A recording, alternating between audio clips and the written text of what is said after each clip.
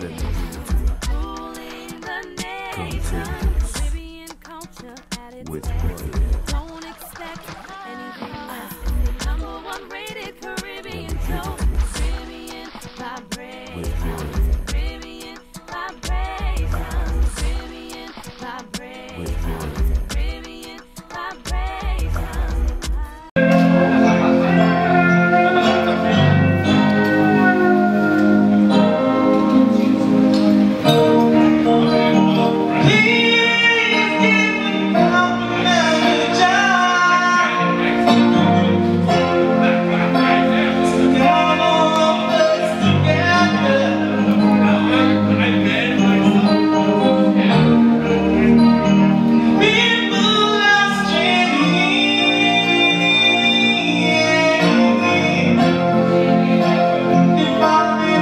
King and I are good friends from a long time in the industry, and we wanted to come together and form a reggae night and really lay down a platform for reggae musicians and bands and stuff like that.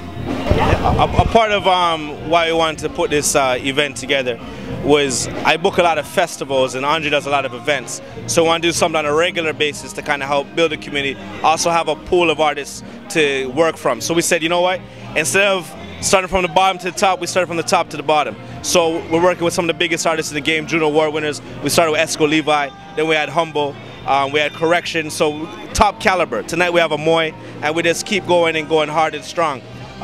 So we're doing events. Andre been doing Socialite 5.0. You've been hearing about his events. I've been doing the magazine and the street festivals. So we wanted something that can continue on a regular basis. And to be completely honest, I was in Montreal, and one of the engineers for the Montreal festival is here tonight, and I was inspired by what I saw there. What I saw was they started a venue that was like a spin-off off of the festival. So I said, you know what? I don't got the funds, a couple $1 million to do the venue right now, but so let's at least do the night. So we got the night going, and we're building community, and it's lovely. Tonight we got some very special guests that ain't even on the bill. You see, part of the reason why we chose Tuesday, people ask the question, is Tuesdays is when you got the big concerts in town. So I wanted to be able to have a place that the artists can come after and still mesh with the Canadian artists. So that's what we've been doing here tonight. Right now, we're doing it real big. July 23rd, we're featuring Lindo P. As you know, he's a DJ, reggae ambassador and a selector. We got the one and only Blessed coming up, leading up to Caravana Festival. After that, we got Miss Page, the Toronto Songbird. And then after that, we got Kim Kelly, who's another up-and-coming reggae artist. Coming Tuesday is extremely significant. I was inside one of our community stores, and what's pretty interesting is that the stores of the community become like the platforms of the community, right? And we're talking, why are we doing His Majesty's birthday, Haile Selassie, on the 20th of this date and why not on the original date? I can't take any credit for this, but by the works of the Almighty, the 23rd is His Majesty's birthday, Haile Selassie. So we're going to make it very special that day. We're going to spend extra money out of pocket just to make sure we represent for the Rasta community and represent for the people properly. So that's a very special day, Tuesday. That's this Tuesday coming by the time you guys are watching this, and we're really going to represent Rasta to the fullness. Reggae music is not just music, it's a vibration. Bob Marley was inspired by something to make this thing happen. And it's not just Bob Marley alone that carries this torch. And it's not just about the music, it's about the message. And so on the 23rd, you're going to really get to understand who is this Jah Rastafari? Why are people calling out his name? Where does this come from? Unveil some of the mystery and get involved and indulge in the culture a little bit more. Then we got followed Blessed, as Andre was saying, who we had to bring him out of the woodwork. Blessed was like, yo, man, I didn't show to the people call me. So we said, Blessed, we'll call you now. Come true. Right? So everything is set up nice. We're doing this real big, to stay in tune. The venue has a website, 744.com. We also built a website just for this event, reggaesummersplash.blogspot.com. Also, I run a magazine, freedomtimelive.blogspot.com. So, and Andre Bellman, he's been going by his name, one of the bravest promoters I know. Everybody's hiding behind their catalog and their logo. Andre lets you know, this is who I am, and I've been doing this for my life. What's funny is me and Andre, we actually started together. Andre's first event was at the Opera House. And so, in a sense, I was kind of mentoring Andre on doing his first event and putting together, and where not to lose your shirt and where to make a new shirt. You know what I mean? So we've been doing this real big, and I always stay in touch with them. And I always look at the young promoters coming up in the game. I pay attention to them. I let them know you are the future, and kind of invite them to get involved, to be a part of the future. So artists, promoters, birthday parties. We got a family reunion here tonight. The Baldwin family, they're from all over Ontario. Barrie, Oshawa, Vaughan, they're all here tonight. Kingston, Ontario, not Kingston Road, right? You know, not Kingston, Jamaica either, but they're all here, you know, representing, you know, people book booths. This is a different type of thing. You know, I brought some brethren here tonight, like, whoa, upscale vibes, mixed crowd, all generations, all ages, all income levels. We got some millionaires in the building, you know what I'm saying? But everybody's invited. You know, the food prices are reasonable. We got half-price wings, and it's just the place you want to be. You see, the sun is out, we're here. 7:30, this place was packed, and that's how we do it every week. So you come through, the band does their first set early out 7, do another set around 9:30, we go till 12. These days we're starting to push it to 1. So come have some fun, this is how we do it. My phone number is 647-769-9433. Andre, let me know your number. You know, I know your number. 647-222-7178. You got the best number in the world. Let them know something, Andre. No doubt, man. This reggae night right now is actually going to really take it to the next level. So make sure you stay tuned to our movement. You stay in contact with 744. We got other series coming. This is just the beginning. You know, artists, you know, promoters, if, you know, you feel you can get involved with this movement and be able to add to it, definitely get in contact, and, you know, we can see where you can fit in. You know, we're just trying to do this right now for the city and just put reggae music, you know, on the map and just keep it universal. You already know. Every time I get a chance to be in front of TV, I'm looking for Caribbean Vibrations. Big up Caribbean Vibrations all the time. They've been doing the thing for like 10 years. Yo, we're going to have to do an anniversary party together because I've been doing this for like 10 years. So let's do it real big. One love. No doubt, man. I just want to big up everybody who's supporting the whole movement, supporting us, supporting Caribbean Vibrations, and just everything right now that Toronto's about, man. Let's continue supporting each other and continue just opening doors. One love. All I want you to do is, okay, so why are you here tonight? To see Moya. I just said, well, why though? Because so what happened? Well, I was at work earlier today, and I was listening to CBC radio as I usually do, and I heard a little snippet of her music, and I was really impressed by it. So I thought, why don't I come down and check it out? Now, you're a reggae music fan? Yeah.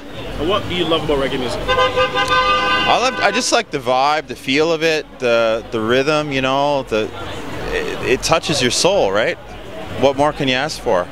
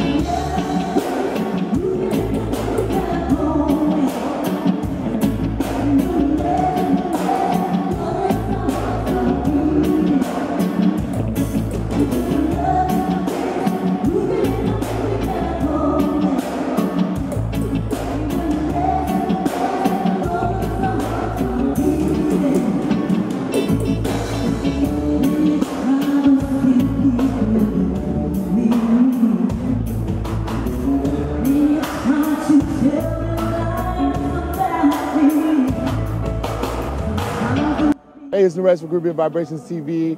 We are outside the Better Living Center for Caribbean Swing at the Chin Picnic. It's a great time, and it's great turn now because I got a very talented individual standing next to me. Let everybody know who you are. My name is Dahlia.